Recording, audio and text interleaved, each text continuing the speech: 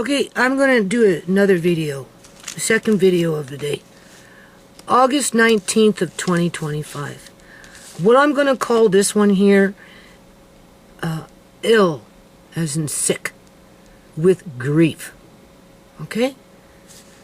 That word grief can mean anything. Right? And then, hyphen, right? Have to work on a boarding house. I have to. I said, Andre, you know, because we want to keep our cats, okay? I said, how is Nana going to put together a boarding house, considering what I was going to tell you here in a minute, okay? He said, I don't know, Nana, but you'll figure it out. That's what he said. I don't know, Nana, but you'll figure it out. He said, you always do. I'm like, oh, okay. All right, so there's a little bit of inspiration there. So let's take the first part of this video. All right, in a nutshell, we know that my stuff from the 14-year-old food storage area has been moved around. And we know that whatever was underneath the steps that came from the little cubby has been moved someplace else, which is problematic where it is because it's just gonna deteriorate over time. So I'm scrambling around where I can put some of that stuff, where it will be safe and dry and okay. And then what they did is they took that food, jars, whatever, right? If you've been watching my videos, you would have seen that video. We're underneath the steps, right beside the dryer and the furnace, where all the mice were chewing through the styrofoam, apparently. That's what I was told. That's where they put all that food that was left over from that little food storage area. As whatever's going on in quote-unquote Tisha's room, to which Tisha's now jumping on the bandwagon. What I'll get to it in a minute. Saying, that's not my room, don't say it's my room anymore, blah, blah, I haven't been there for a long... Like, whatever, it's still your room. Because we're fighting over just because of stupid shit that happened just not even 2 hours ago. Because I'm so stressed out with grief, with the situation that I have with my stuff being abused. All right. So I have to do something with it soon. I can't leave it like that. And whatever they're doing up in Shimei's room, it's either disappearing. I don't know where it's going. I just know that things are being moved around. And shit's disappearing. Where it's disappearing to, I don't know. And I need to deal with it, and I want to deal with it. I've been wanting to deal with it for a long time. So that causes me grief. Grief as in heartache, right? Like achy pain, you know, mental distress, right? Mental worry, mental anxiety, mental frustration, just all of it. And then you get sad, right? Because then you find your stuff out on the garbage or moved around or it disappears, which creates more mental anxiety, more mental pain, just grief. That's what I mean by grief. So I was supposed to go down today because I have to book an appointment. Remember I said that? Only I'm too tired and I got things I got to do up here. And there's at the end of the season of the blueberries because nobody would go to the farms and help me buy them, so I had to try and order them online. And I do. I go through a lot of juice. And I don't have a lot of money. My income is not over $100,000 a year or $80,000. Okay, downstairs my son makes, I know he quoted $80,000 a year, and who does he support? Him and his wife, whether she works or not. And they got cheap rent. Where Tisha, Alex makes over $100,000 a year, and she's feeding two little ones, a little 6-year-old and a little 3-year-old. They don't eat very much at this age. All right. And she's comfortable with just going off and buying, what do you call those things? Fish crackers and, you know, little fruit cups and that kind of crap.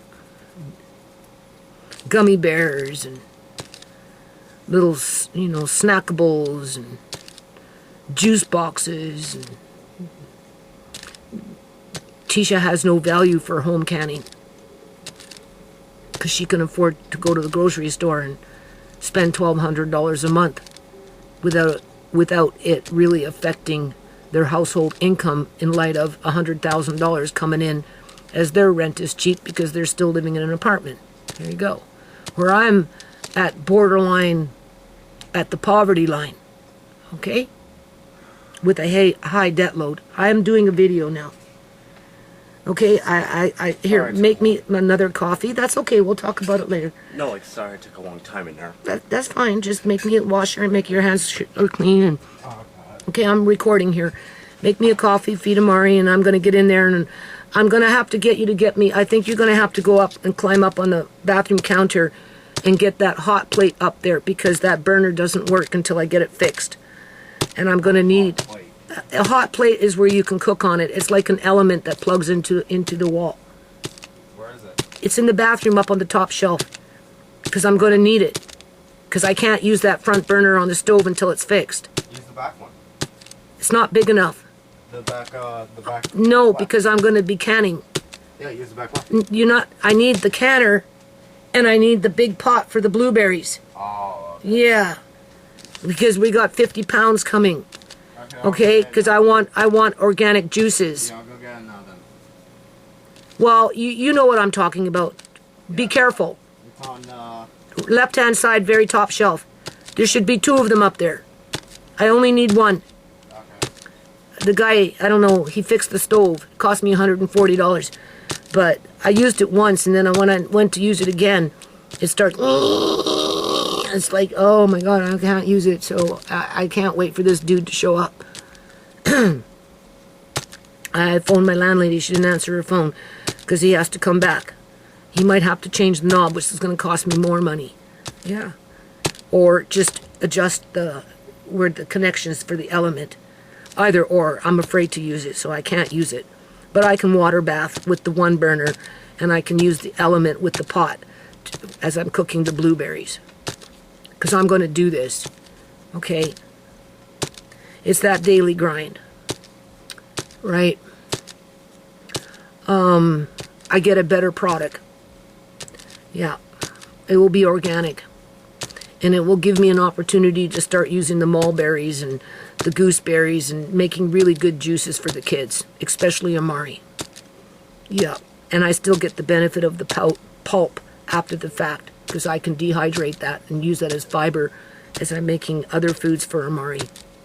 Or I could put it in bread if I wanted to when I'm making bread with Andre. Or whatever it is that I plan on doing here. Because, you know, I'm just a big waste of space here. And I do nothing in a day. And I'm just a drain on society when it comes to the opinion of those who are around me on a family so-called family basis. All right. So the other, and then, yeah, how to work on a boarding house. Because I have to move. I have to find, I don't know how long it's going to take for me to move. But at some point, I'm going to have to move. Because what happened, because I was told that I could come down Tuesday and Wednesday, start moving things around with Andre, with Amari coming downstairs, without Marina being in the basement, because I didn't want to run her out so that she'd have to be out of the house all day long because I'm downstairs. I told her, I said, you know, it's okay if you're here. I'm just going to go down, work with Andre because it's heavy stuff. I need help. And you'll have to bring down Amari. And, you know, you don't have to run out the fucking door for 7 hours. Because when you go down there, you don't want to just work for 2 hours. You end up putting in 7 to 10 hours. I got to spend a couple weeks down there. Not every day, but I got to put in long hours to organize what I have. Whether it's gone or not, or whatever. I want to use my shit before I freaking leave this house, and I want to take what's left with me. unless, of course, I die. Then I won't be around to see what fools do with it, because I'm dealing with a bunch of fools, I'm telling you. All right. Well, I can't because the blueberries popped up. Plus, I'm still kind of I got to do laundry, and just, and I'm just whatever. And so I just okay. I thought next week. I don't think I already mentioned it. Next week, I thought they were going to be gone for a week, but they're not. I don't know how I got that information when I was downstairs, but anyway, I ended up had Andre phone Marina on his cell phone to let her know that Andre and Amari aren't coming downstairs today, so that she can just get on with her day, people, and do what she wants versus sitting down there wondering if and when we're coming down. Gotta go feed him. Okay, right? Because if they make plans with Andre, something comes up and he can't do it, or he doesn't want to do it, or whatever, I always make him call, or at least go downstairs and let them know, versus just assume that he doesn't have to say anything, and then they figure out that he didn't come down, because that's the polite thing to do. I try and teach Andre courtesy. It's called courtesy, right? If you make plans with somebody and you can't make the plans, you just don't show up and then wait for them to call you. Say, well, where are you, man? I've been sitting around for the last 4 hours waiting for you to show up. Oh, I'm sorry. I didn't let you know I wasn't coming. No, I try and teach Andre to let them know that whatever's going on, whatever little plan they may or may not have going on there, if he's not going to make it, like he was supposed to go down on Wednesday and cook. Wednesday came and he just wasn't up for it. He just wasn't up for it. And that was after we were digging around in a fucking garbage can and all that stupid shit. And so he just phoned up and said, no, I'm not feeling that well, blah, blah, blah. And yeah, and that's only because I made him do it out of courtesy. So they're not sitting down there wondering what he's doing, thinking he's coming down so that she could leave. Right? Versus, well, it's 3 o'clock. Where is he? And then it's 4 o'clock. Well, and then call up. Well, where aren't you coming? No, I'm not. Well, why didn't you tell me that at 10? I could have left the house at 10 in the morning if you felt that you weren't going to come down. Why did you have to wait until 4 and for me to call you? That's common courtesy. Well, I was trying to do the same damn thing with phoning downstairs, right? I'm trying to be copacetic. I'm trying to let the water be like off a duck's back. I'm trying not to hold a grudge. I'm trying not to feed into the whatever dysfunction that I've got going on in this house. I'm trying to accomplish a goal that's important for me and the kids with the least amount of angst, drama, and trauma and resistance, where everybody can work copacetically and maybe feel good about the result after it's all said and done, assuming that after it's all said and done, that they don't start mixing up my shit again. Okay?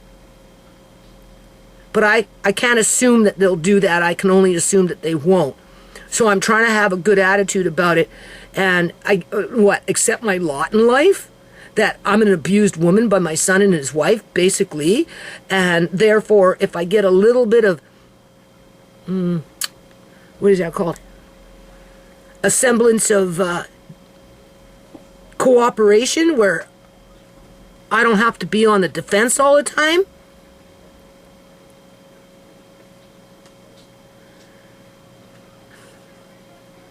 Okay, so he called. He said, here, my nana wants to talk to you. First thing that came out of that woman's mouth was, well, Andre, and then she caught herself and she said, forget about it. And then she got on the phone with me. And then I'm like, okay, well, we were supposed to come down today, Andre, Amari, and me, right? And tomorrow, but I don't think it's going to happen because, one, I'm kind of tired because I have to go on my energy, right? And two, I've got to, I'm doing stuff up here, so I'm letting you know, right, that I'm going to wait for when you guys are, like, off and about doing whatever it is that you guys are doing, so that I'm not infringing any more than I'm infringing on your time, right? oh, well, we're going to be around. I'm like, oh, so whatever I'm thinking, I heard it wrong when my son said what he said. So it's a good thing I'm actually talking to you. So I fully understand that where I thought I had free time to work by myself with Andre or without Andre, or maybe Tisha would be kind enough and help me without, disturbing them because they weren't going to be around. Andre, turn that down. I got the days mixed up. So clearly I can't do that, right? Because they're going to be down there.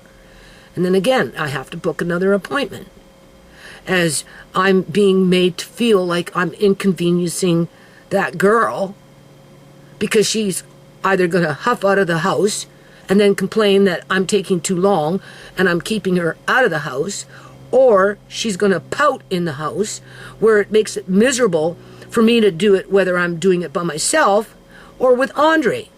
Never mind try and bring Tisha in to help. Or maybe I should just go back and get a couple guys to fucking help me with it and pay them $200 or whatever it fucking costs me. Just pay them to have them come and fucking help me with it. Versus trying to work around whatever I'm trying to work around so that maybe my son could help me with the heavy stuff. Well, my grandson, okay, I'm trying to save some money here, but that doesn't seem to matter. Any more than my stuff being thrown out seems to matter. And we're talking thousands and thousands and thousands and thousands of dollars worth of stuff. So this isn't a joke.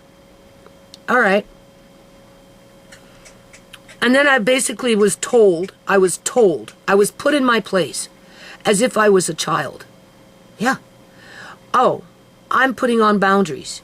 She's on the phone with me. Boundaries. Okay. Yeah. In other words, don't be calling up me no more. Don't try and talk to me ever. If you want to say anything to anybody, say it to Andre or MarKeng, and then they'll relay the message to her. And I'm like, you gotta be kidding me. You so gotta be kidding me. She sent up a day or two ago a jar of instant coffee that she just happened to find downstairs. Yeah, okay. You just happened to find it. Anyway, whatever. I'm sure it was mine somewhere within food storage, and whatever it was with, the other half of it disappeared. And she's just rubbing it in my face that she's poking through my shit. As she's telling me she's putting on boundaries and that I'm not allowed to talk to her under no fucking circumstances because I don't know what I am, but I'm not worthy of her time because she's busy and I'm the problem, clearly. She still thinks that. And she's going to use Andre as a tool to be the middleman versus woman to woman, adult to adult, right? Oh my God, people. So needless to say, after we got off the phone call, I got enraged because I want to get the basement done so I can eat my food, have access to my food. I want to start selling my fabric, assuming that there's fucking fabric down there, because honestly, I don't know anymore. Right?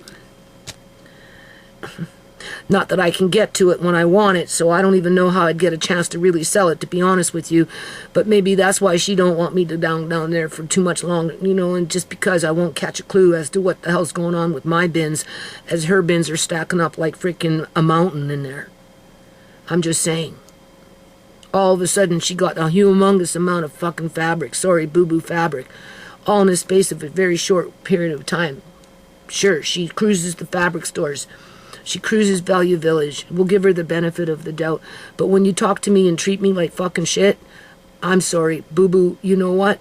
Then yeah, that's questionable. It is very questionable, especially when I'm trying really hard to forgive and forget, even though I never get a chance to forget. And you see, that's the thing. I'm always reminded, and I've just been reminded today that my place is to be, a lowly, a scrub.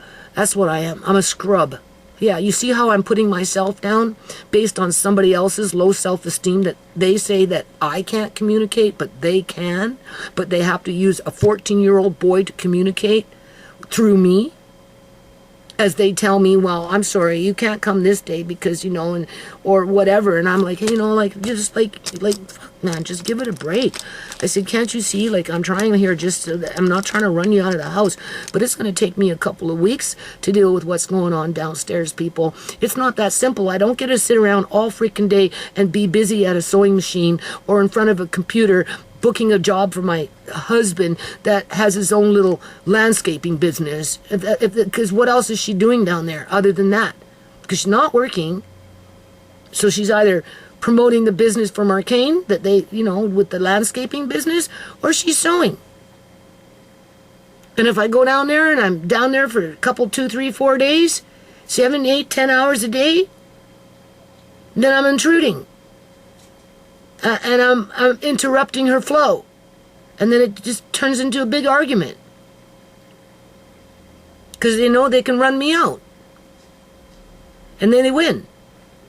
And then they let it sit for a while, and then they start throwing out more shit. Or whatever it is that they do.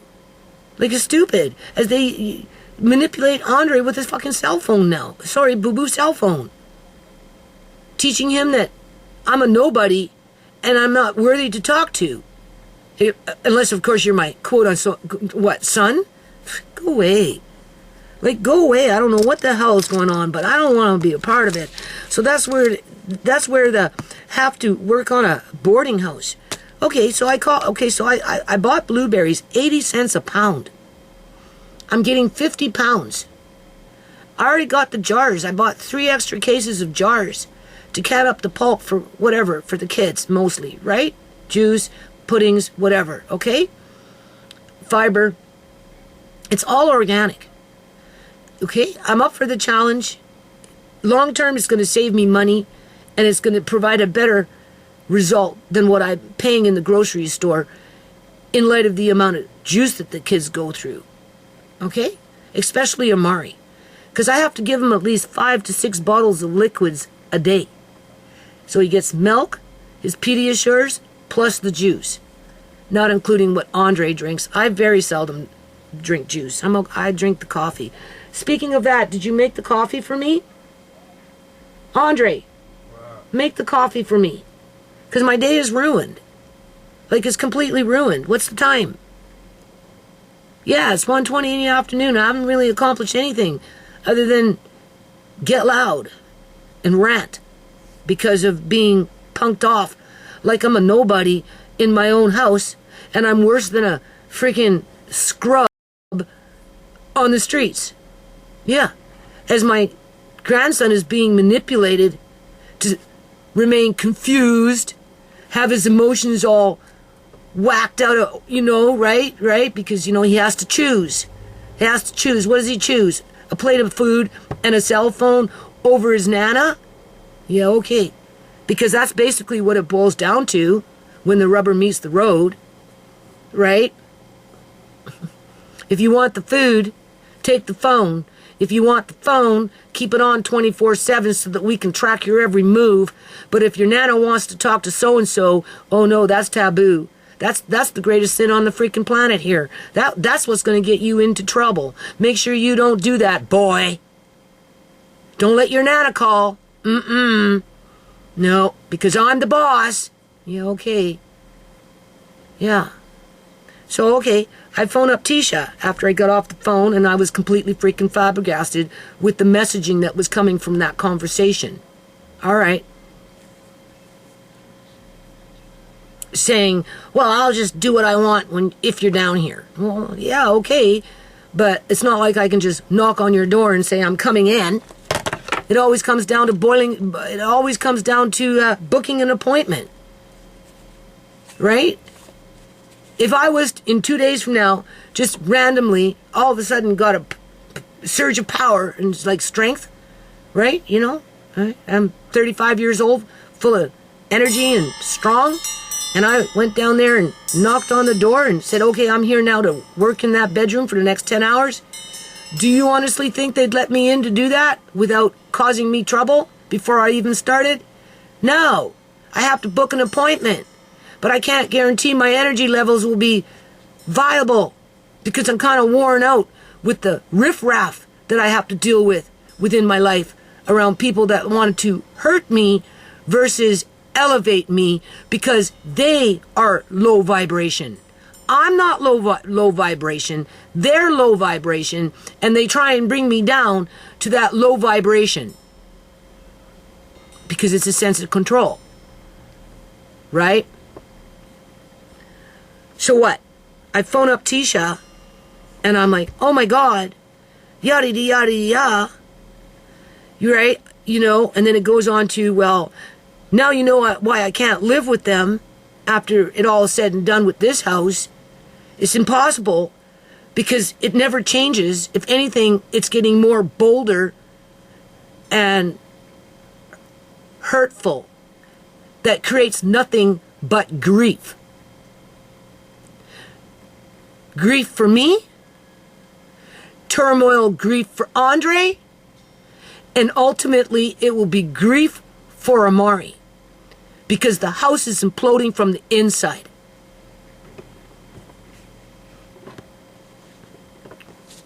All right, so we start arguing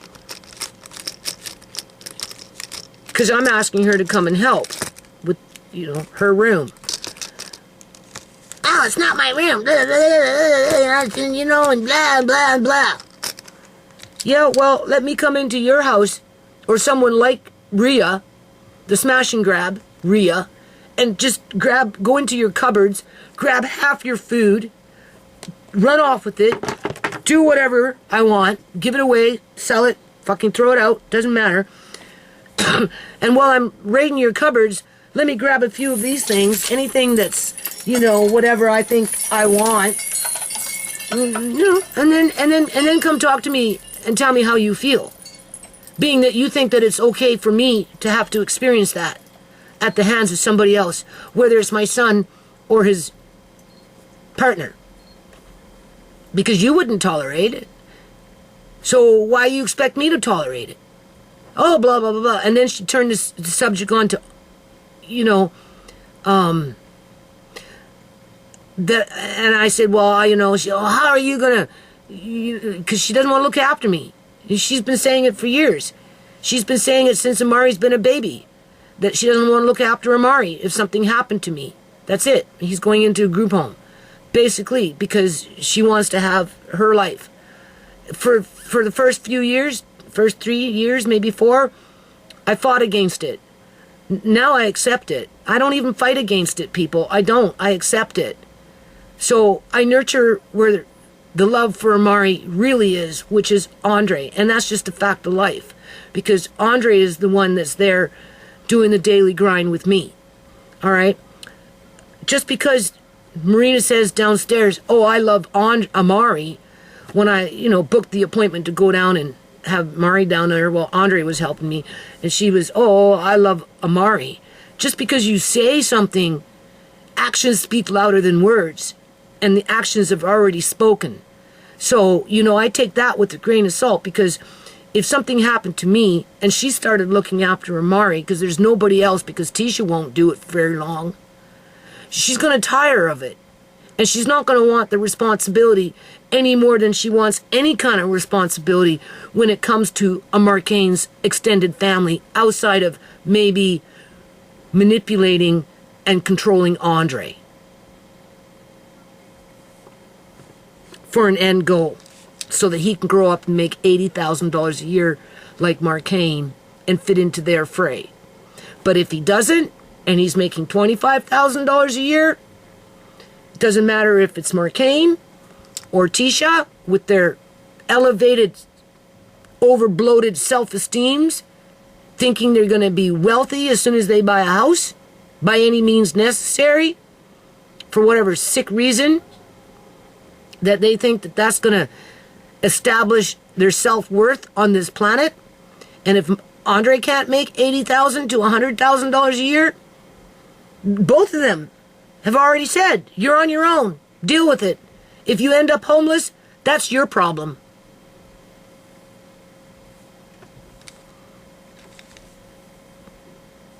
Yeah.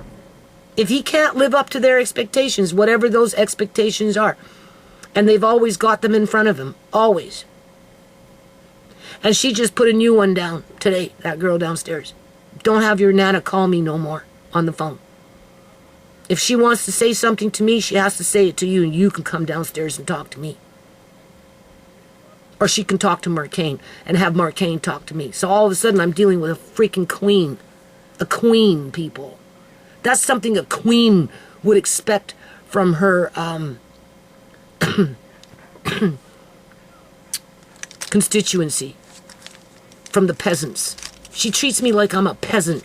A poor peasant, out on a pauper. A poor pauper from the Irish potato famine. Yeah, out in the fucking fields. Sorry, boo-boo fields. Digging around for rotten potatoes. Yeah, well, she sits high on a horse in a freaking castle. Yeah. And then get her servants to bring her messages as she barks out the message back and expects the servant to let me know what I'm capable of doing in my own house.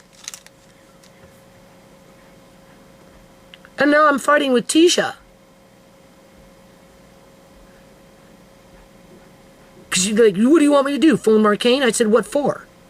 That's not going to solve the problem. Just make sure that when I die, and he gets up and starts talking about, oh, Mom this, and I love Mom, and yeah, she wasn't perfect, but, you know, to hell with that shit. Don't let him get away with it. Right? Like, you know, the eulogy. It's best for him to not say anything. Hell, don't even show up for the freaking eulogy. Don't show up for anything that you got to say about me, because it's not about what you said about me at that time after I'm dead. It's about the way you treated me while I was alive. So now I'm at the point where, okay, like Tisha just wants to put me in an old folks home when I get blind. And said that's my fate. If I can't learn to live with MarKeng and Marina. Oh, as if I'm going to live with them under these conditions. Yeah, okay. And I said, well, it ain't happening. It's not happening. So, if I'm in an old folks home, where does that leave Amari and Andre when Tisha doesn't want neither one of them for any length of time? And the best that MarKeng and Marina would want would be Andre. So they can put him to work and make him pay to live in their house and follow their rules. So he can grow up to be a respectable man. Yeah. Well, Amari, who knows? Who knows? Who knows where Amari will go? Because they're not going to support him looking after Amari. No, they want him working out, making $80,000, $100,000 a year so that they can take advantage of that and tell him what to do with his money as he threw away his family like they threw us away. That's basically what's going on here, and I call him on it, people. I call him on it. And I called fucking Tisha on it. And then she switched, you know, and then the school shit started up.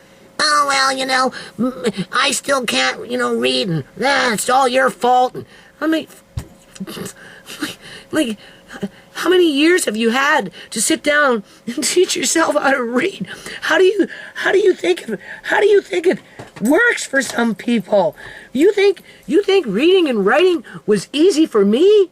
Like, you know how many hours look how beat up this book is. When I started off with the nonprofit, the bloody thing was brand new. Look at this. Don't talk to me. Like, grow the hell up.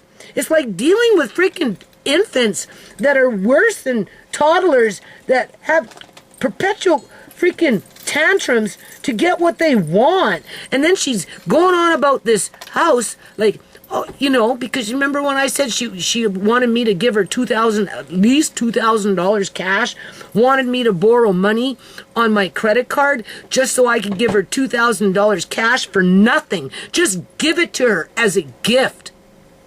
Because she feels entitled that as a mother, I should give her that so that she could put that on a down payment to buy a condo that looks good on the outside, even though her husband wants to buy an older condo with better wood, better pipes, better structure. But she doesn't want that, though, this is Tisha, because it's not as nice as these prefabricated, slap them up with their plastic pipes and Presto wood walls. And you know how it is with these buildings that they're building right now. She wants that because it looks nicer, not because it's built better, but because it looks nicer, and she expects me to give her $2,000 at least, if not more. And if all I could give her was $2,000, she'd still be crabbing on saying it wasn't enough, and I was a failure as a mother because I didn't fucking give it to her so that she could have her perfect little family as they're plotting and scheming how to build that house in St. Vincent with them. In other words, she's not taking me, she's not taking Amari, and she's not taking Andre if they ever decide to go move to that island. But I'm supposed to give her $2,000 because that's what mothers do. Even though her hubby makes $100,000 and I'm at the poverty line with my income with the kids, as I go into debt to house my son so he can continue to have cheap rent, and I'm treated like shit. So, of course, we got into an argument. I'm screaming into the phone. She's screaming at me. So much for helping, picking up blueberries tomorrow. Because neither one, they don't care about the kids having organic juice. It's nothing for them to go buy juice for themselves. They don't provide juice to me for the kids. I buy the juice. They throw the juice out.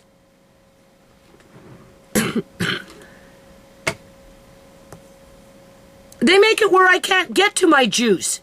So then they have an excuse to throw it out because they can throw an expiration date on it. Even though they don't know what the hell they're talking about. To keep me in grief. To keep me and the kids. Not so much Murray because he's kind of oblivious. Although he does pick up with the sounds a little bit around him, right? You know what I'm saying? Like, if MarKeng came up here and started hollering and screaming, whether at Andre or whether at me, Amari will react to that and start crying. And he gets mad, and he doesn't like it. All right? If I get loud like this and talk and, you know how it goes, he laughing. He thinks it's funny. Right? Because, you know, he goes with his senses. It's non-threatening, me sitting here talking about serious stuff with a firm voice, whether it raises in terms of octave levels or whatever, right? Because I have a loud voice, you know, especially when I'm talking loud and fast, well, you know, fast. And I'm talking about serious stuff. Because this is serious. Because they're running me out of my house. And not only are they running me out of my house, but they're already planning to lock me up and take whatever they think they can take so that, I don't know what they hope to gain for it, because as soon as they take it and they waste it, because they're very wasteful, all of them, they're all wasteful. They have no appreciation. They have no fucking gratification. They're not grateful for anything. They expect everything to be handed to them on a silver fucking platter. Sorry, boo-boo platter, right? They expect me to give my life and my blood and everything I have left in my soul just so that they can succeed in life, as they call me down while they do it, right? You know what I'm saying? And I call them on it when they do stupid shit, right? To derail me from what I need to do so that they can control my stuff. So, I just told Tisha, forget it, you know, forget about the blueberries, all, whatever. So I contacted the woman.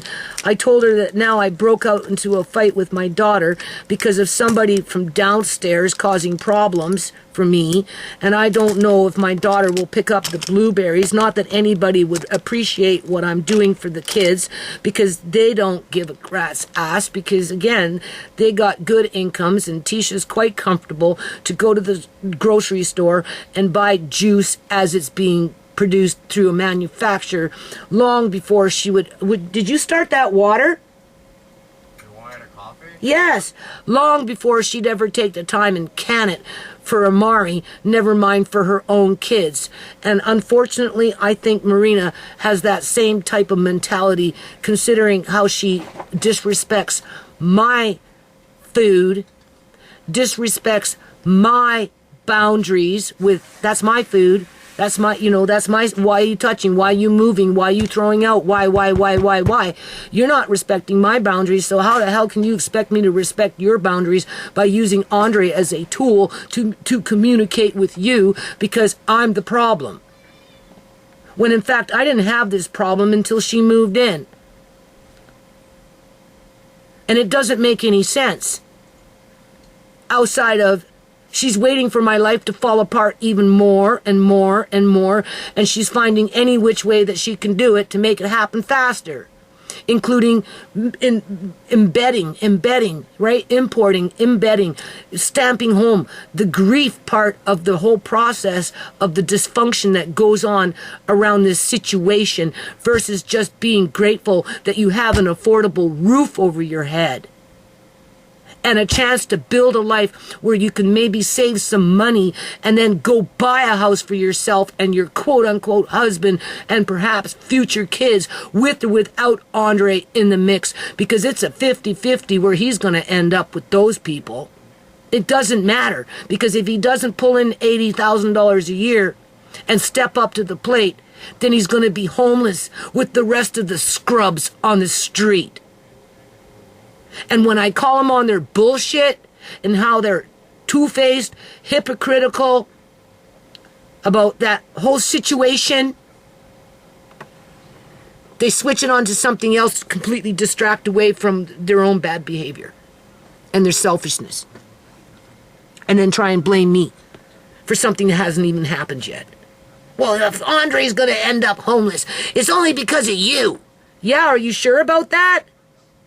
Well, at least if he does end up homeless, he'll know how to survive, because you're sure now not teaching him how to survive. You're teaching him how to become homeless because he's learning to hate himself, because you have so much fucking hate in this house with yourself and you want everybody else around you to be hateful. There's that grief.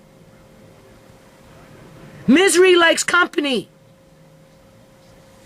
I'm thinking about freaking lamb and ducks to make wholesome, rich, mineral and vitamin-rich food for a little boy who needs it. I'm thinking about making organic blueberry, whatever. Could be smoothies. It could be pudding. It could be, whatever. Juice. Pie. Well, they're thinking about throwing out the jars that I can to make the blueberries even available for those things, as they're plotting and scheming how to get rid of the fucking jars. Just lock me out of the basement for another 5 months after I put them down there. Is that how it's going to work? And then I'm going to go down there and I'm going to say, well, what happened to all the blueberries? Where the hell did they... Oh, I don't know. You don't know what you're talking about. You got more senile. You never had blueberries. What are you talking about? I got it on video. Oh, that's just fake. That's a fake video. I don't know how you faked it, Mom, but you did. You used ProShot, editor, right? Quick, delete the video so the evidence is gone. And now prove that you had it, because I deleted the video that proved that you did, but I'm going to delete it so that you don't have no way to prove it.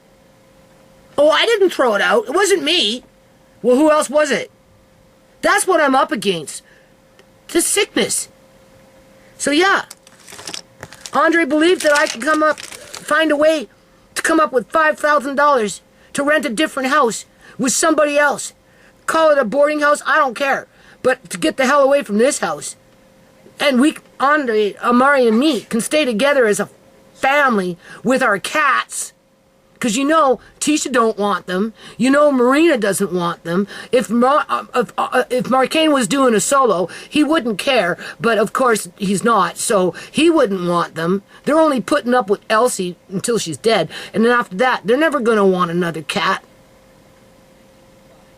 I'll die. Things will change. They'll get rid of the cats. And that's when Andre will turn into a hoodlum and run away. Because he'll be so hurt. Where I'm going to do whatever is necessary, by any means necessary, to find another house where we can keep our cats and keep us together. And not one in foster care, not another one over there, and the other one either just some roadkill on the fucking road, sorry, boo-boo road, right? You know what I'm saying? Or locked up in some home, old folks' home, to get rid of the problem after they raided my house. Yeah, because you know they're going to raid it before I'm gone. Because that's how they drive me out. Little by little, surely by surely. And Tisha wants to fucking argue about school. Yeah, no, I think I've got more serious problems than that. And what? Well, why? And then she tried to say, "Oh well, if you would have gave me that $2,000, I would have, maybe looked after you because I would have had what extra space." And that's not what she was saying at that time. No. And I told her, I said, "No, that's not what you said. You wanted that $2,000 for me just to give it to you as a gift." Never asked for it back because I never gave you anything in life. I gave you birth. I raised you. You're not a drug addict. You made it, you know what I'm saying? You're a good person, right? You're a good mother. What more could a mother ask for, especially if you're a poor mother, right? You know what I'm saying? I'm proud of you, Tisha. You've done really well considering all things that we went through together as a family. Right, but I didn't know that I had to go and sell my body just to give it to you so that you could go buy yourself a nice little 3-bedroom, unaffordable condo so that you can brag to your friends how freaking nice it looks on the inside as you expect your mother to go to an old folks home, your nephew into a group home with Andre just being kicked to the curb, whether it's kicked towards MarKeng and Marina's freaking direction so they can kick him down the street like another can, right? Or just kick him to under the tree up by the road. It's just stupid. And I remind her, I said, no, that's not what you said. You wanted that $2,000 so that you could buy yourself something. You had no plans to take me. You had no plans to take Amari. And you sure in the hell didn't have no plans to look after Andre. Yeah. But yet you expected me to give you $2,000 just like that, knowing that I'm in high debt load. And you wanted me to borrow it on my life, on my credit cards yet, because somehow I owed it to you. As you're straight up in my face for years telling me you don't want to look after Amari, other than maybe for a week or two until you can place him into where? Some group home. Mm-hmm. Yeah, what, you going to hand him back over to Mika Johnson? Yeah, okay. So maybe you got a chance in there, Tamika. Maybe you might end up getting Amari. But we already know you don't like to share your life with no child. So you're the last person on the list Amari would ever go to. Yeah. So don't get your hopes up high. Step the back off. Right? Seriously. It's stupid. The water's boiling, Andre. So I'm like, okay, calm down. Calm down, Judy. Calm down. You tried? You tried again? I gave that girl I gave that girl a $340 dressmaking form that was in mint condition. Marina? Yeah. And it had a stand with the legs on it, and I took the one where one of the legs are missing because, I'm not using it right now, so I thought I'd just deal with it, right? Whatever. And you know what she did? She sold it. As she's moving the ones around in Tisha's room. The business room. We'll call it the business room. Because it's been moved. What I had in there. Because somebody's been poking around in there. I told you it's a mess. They were on the floor. There's one up there that's not.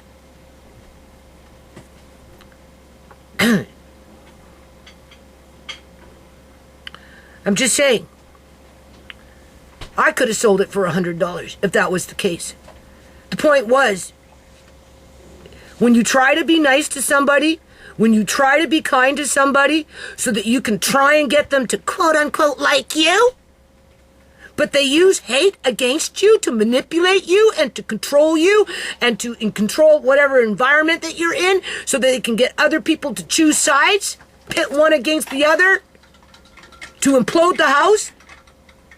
So they can take control of whatever's left behind after they basically destroy it?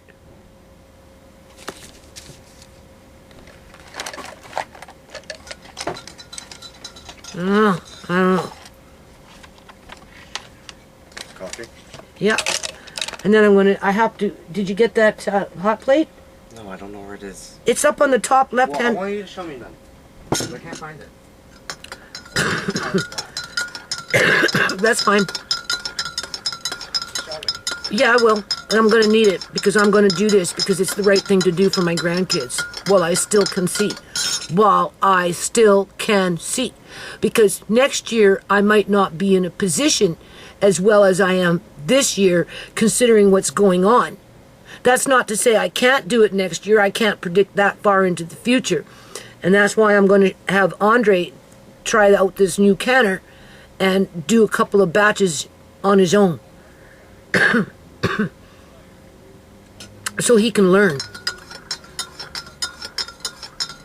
Because it's a skill that might save his life.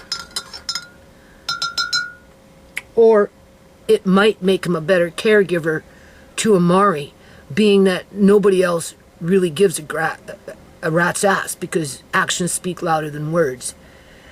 And there's a whole lot of actions going on around here that clearly are counterintuitive to a happy home where everybody feels safe and loved. And that's not the case.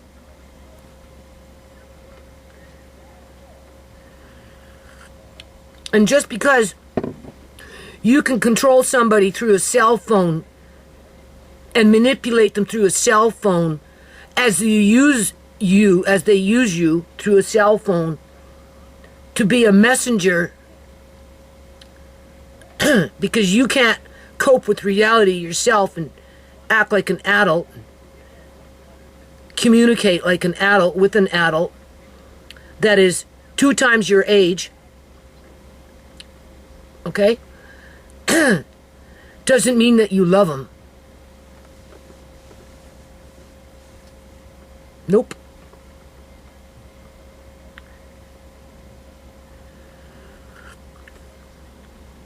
There are no victims in this house, only survivors. We were survivors before that girl moved in. Where she plays the victim and then wants to victimize the survivors to break their spirits so that she can take control and still be the victim. Where I just need to focus on getting another house and come up with $5,000.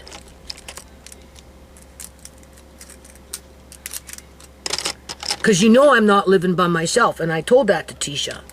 And then she started saying, oh, what are you going to do, live with a bunch of homeless people? Versus being supportive. Well, why would you care? You don't want to look after me. Don't give me some okie dokie that if I would have gave you that $2,000, you would have bought a bigger house or a bigger whatever, and you would have let me move into a bedroom with the 2 boys. Hell no. You were specific. No, Mom, you're not living with me. I'm not looking after Amari. Andre can go live with MarKeng. Just give me the money. Because you never gave me anything the whole time you gave birth to me, Mom. There's that me mentality. Yeah. And I pretty much get the same message from my son outside of, well, if I have to house you, well, you better, listen to Marina and don't talk to her. Tippy toe. She's all high and mighty, and God forbid if you interrupted her day even for 30 seconds. Never mind for 10 hours. If you wanted to organize your food like I do.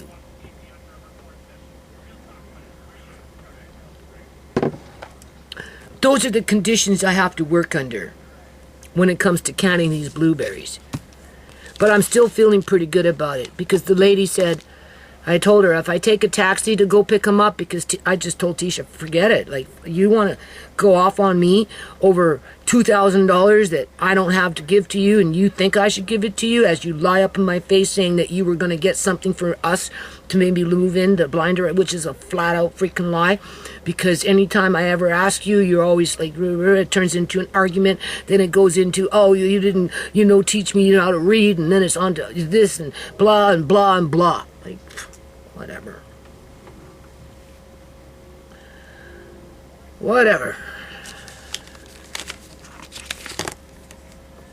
So I'm going to start working on making inquiries about a boarding house. Try and treat it like a business. Versus, I don't want roommates. And I'm not opening up a recovery house either.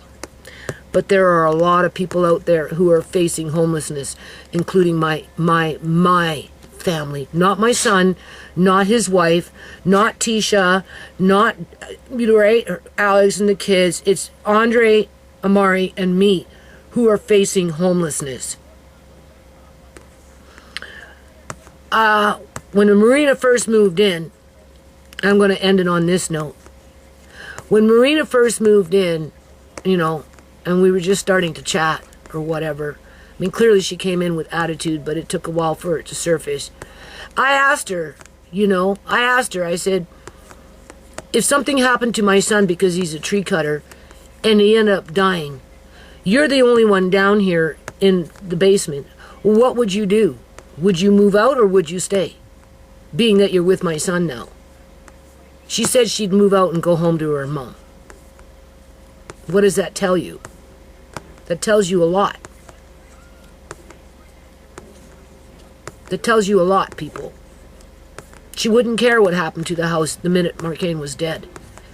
And more reason for that life insurance policy. Because she'll just go back to her mother with a whole wad of cash. Because MarKeng loved her so much and made sure he had a life insurance policy to look after her. While the rest of his family can kick rocks. Yeah. Except for maybe Andre. Only if he can live up to, I suppose, their expectations.